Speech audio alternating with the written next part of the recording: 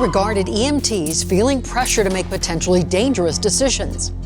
I've driven by level 1 trauma centers to get them back to health, to Denver Health. They had a poor outcome. Now veteran paramedics say they can't stay silent any longer. They're not in it for what's right for the patient. Tonight, a Denver 7 investigation, a year in the making, into the culture at Denver Health. They said you put profit ahead of patient care. I've never put profit in front of patient care. We're digging deeper into contentious decisions during life and death moments. Is this a wake-up call for Denver Health? Yes. Denver Health needs to do right by its patients. Chief investigative reporter Tony Kovaleski breaks his story tonight. Code 10 for a 52-year-old male, chest pain. If we don't save the patient, we have all failed. The system's failing. It's a job where every second counts. They're not in it for what's right for the patient. Code 10 for a 66-year-old female, short of breath, coughing up blood. The ego and the money, it's like, this is our county, you can't tell us what to do. They make critical decisions where minutes can be the difference between life and death. There is no doubt in my mind that they know this is going on. Why are you no longer a Denver Health paramedic? It was destroying me as a person. You are hearing testimonials from 2 veteran paramedics, combined more than 3 decades of experience. Are you concerned you could face retaliation? I'm sure I will. Were you ever questioned about a decision to bring a level 1 trauma patient to the closest hospital instead of Denver Health? Yes, by my superiors and the medical direction team. Code 10 or level 1 trauma patients are the most critically injured. Generally, the patients needing the fastest route to an emergency room and a doctor. Did you get in trouble for taking a critically injured patient to the closest hospital instead of Denver Health? Yes, I did. Once? Twice? More than that. What would they say? Why didn't you take them to Denver Health? You know all level 1 trauma goes to Denver Health. There's 2 kinds of paramedics who work at Denver Health. Paramedics who take all Code 10 trauma to Denver Health, and ones who used to work there. Wow. What are you saying? I'm saying if you were the paramedic who continually took trauma somewhere else, they would find a reason for you not to continue your employment at Denver Health. And paramedics are not the only ones questioning that culture. Engine 29, respond to a gunshot wound. Multiple informed sources point to this call for a paramedic unit on May 11th of this year. 10 East DVR, the UC Health ER. Denver 7 Investigates has learned on this day 2 men walked into this medical facility in Green Valley Ranch. Both had gunshot wounds. A doctor inside recognized the gunshot trauma for one of the victims was too serious for his facility and called 911. 2 parties walked in, GSWs, with everybody. A Denver Health ambulance responded. We are told the doctor suggested the paramedic transport the victim to UC Health, the closest hospital just 7 miles away. Instead, for some unknown reason, the paramedic chose to drive the gunshot victim to Denver Health, more than 19 miles away. A3, we're going to be 10 at 5 with 1. Sounds like there was only one here. The other one was released, so we should be good. I believe the paramedic who made that decision was instructed, encouraged, trained, bullied into going to Denver Health. For that case, there was concern about where the patient was transported. Dr. Danny Wilner confirms his hospital, UC Health, did raise questions about the decision to bypass the closest hospital and transport that gunshot victim back to Denver Health. This is a patient safety issue, and we know that time is important for trauma patients. We know that the farther you transport someone, the less likely they're going to have a good outcome from a traumatic injury. In fact, through a public records request, Denver 7 has learned UC Health has questioned transport decisions for level 1 trauma patients by Denver Health more than a dozen times in the past 9 months. Why would a paramedic drive 10 or more miles further and avoid a closer level 1 trauma center? Because if I transport the patient to Denver Health, no matter what the patient outcome is, I won't get second-guessed by my medical direction. If I transport them to another facility, it will be scrutinized and reviewed a lot closer.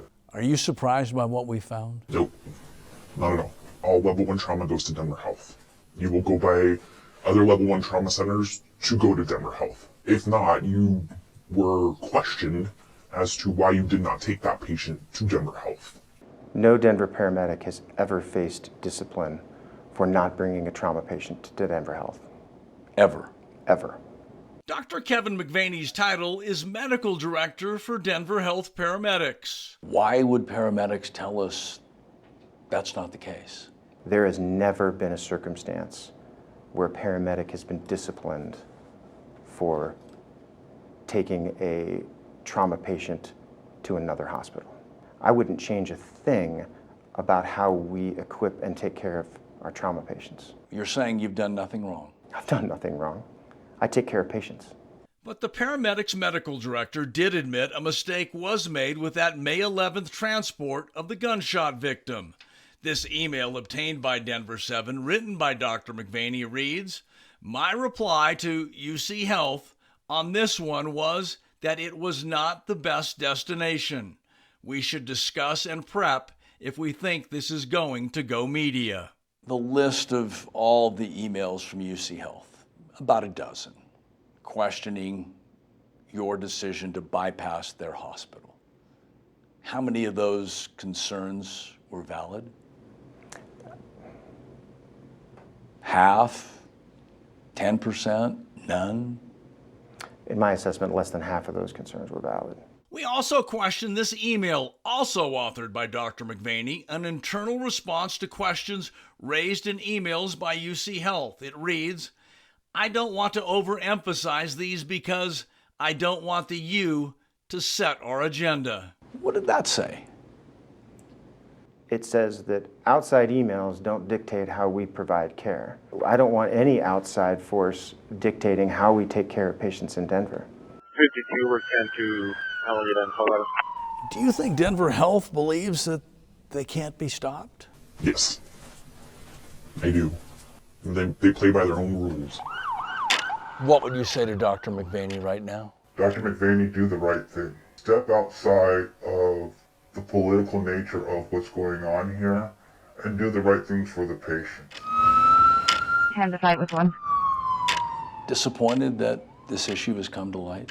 I'm deeply disappointed if any of our paramedics thought that our goal was anything other than how to best take care of our patients. We conclude with a couple breakouts. Here's the disconnect. The ER director at UC Health, supported by many studies, says that every minute counts for a trauma patient. On the other hand, Dr. McVaney told us, quote, "Time alone has never been a measure of quality." Next, the testimonials about the pressures and culture inside the paramedic division were confirmed by 4 other paramedics. For various reasons, they declined to go on camera. And finally, last September, a regional advisory council approved new guidelines for transporting level 1 patients in the Denver metro area. It directs all paramedics to take patients to the most rapidly accessible, appropriate facility. It does not say the closest or the nearest, a fact Denver Health uses to support its decisions. I'm Chief Investigative Reporter Tony Kowaleski. And this is not the first time Denver 7 Investigates has uncovered serious issues with Denver Health ambulances. So back in 2008, the problem centered on the fact that Denver Health refused to assign dedicated ambulances to DIA, a decision that produced some dangerous response times. Chief Investigative Reporter Tony Kowaleski then discovered that it took more than 33 minutes for an ambulance to arrive at the airport after the crash of Continental Flight 1404 that had 115 people on board. 6 months earlier, a Denver 7 investigation questioned why it took 33 minutes for an ambulance to get to the airport, where 38-year-old Mark Elgin had an embolism and needed to quickly get to an emergency room. The father of 2 did not survive. Both investigations brought to light unknown risks at the 4th busiest airport in the country, and the pressure forced the city to dedicate 2 ambulances to the airport. And for perspective here, Denver ranks as one of the best cities in the U.S. for overall hospital care. Healthcare company MedBell ranked cities across the globe on 3 factors: infrastructure, quality of care, and access. And Denver scores above average on infrastructure and access to care. But where it really excels is quality of care, scoring 92 out of 100. The study gives Denver's hospitals high marks for efficiency, patient satisfaction, and low adverse effects from treatment.